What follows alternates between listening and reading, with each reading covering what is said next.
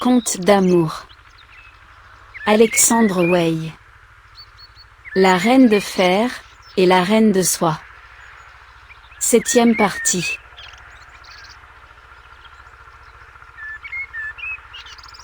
Sigebert furieux, partit comme un éclair.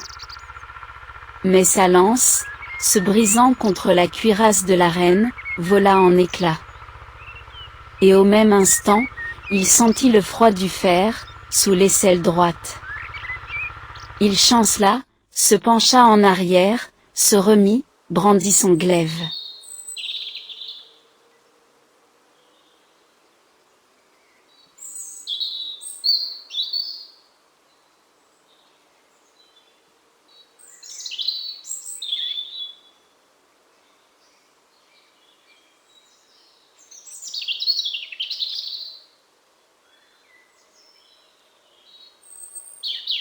En vain.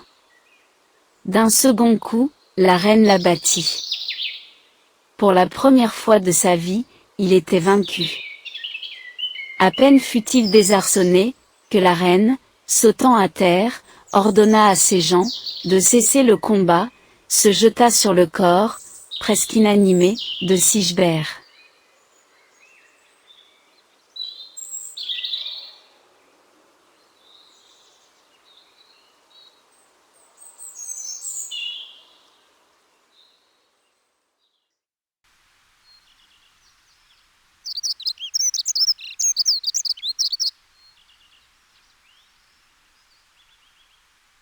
Elle l'appela par les noms les plus doux.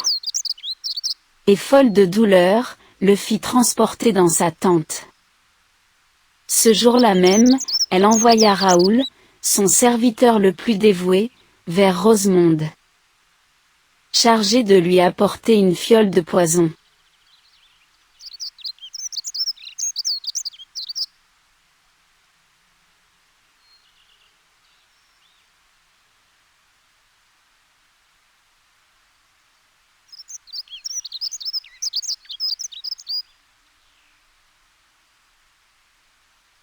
Apprends-lui, dit-elle, que sa mort seule rachètera la vie et la liberté de Sigebert. Si elle refuse, je saurai l'atteindre partout. Puis, elle ajouta, tu ne la quitteras que morte. Ta vie est à ce prix.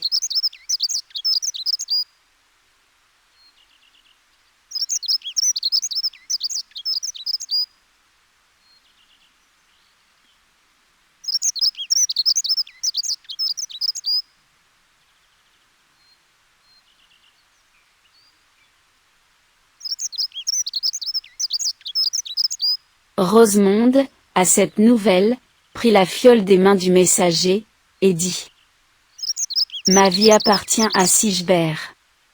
Je la lui donne de bon cœur.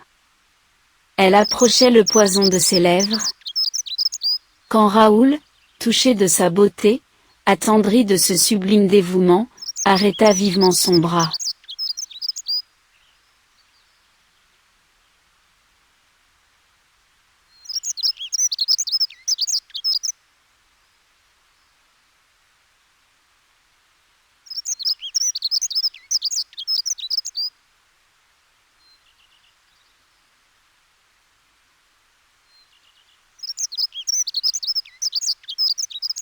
Reine, il est vrai que, j'ai l'ordre de ne vous quitter que morte.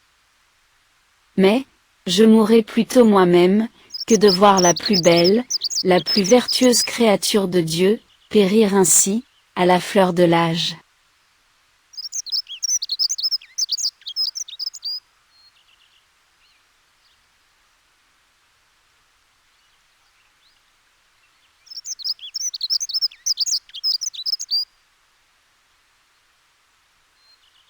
D'ailleurs, je suis né dans cette ville.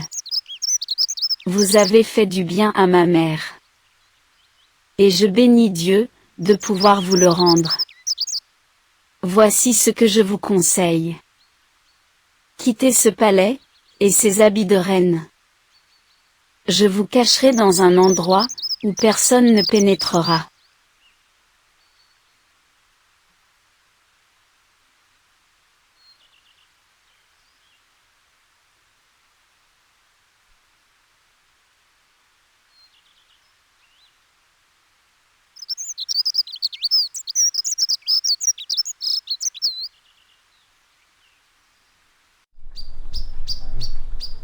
Demain, on annoncera au peuple votre mort.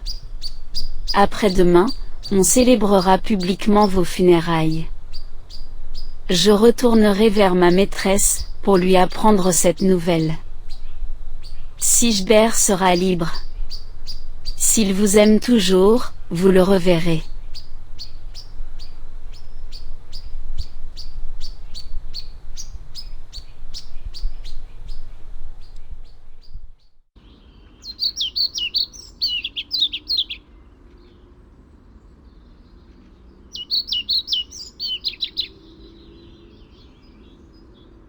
On enterra solennellement Rosemonde, en présence du peuple, et des grands de la cour.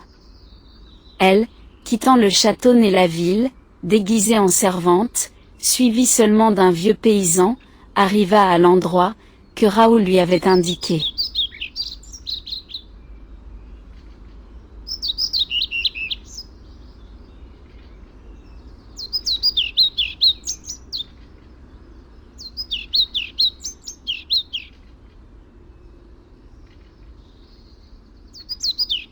Sigebert était guéri de ses blessures. Mais son cœur saignait, comme si le fer de la reine Barcelle l'avait traversé, de part en part. Il avait appris de sa bouche, la mort de sa chère Rosemonde. Et il s'était résigné à vivre, pour se souvenir d'elle.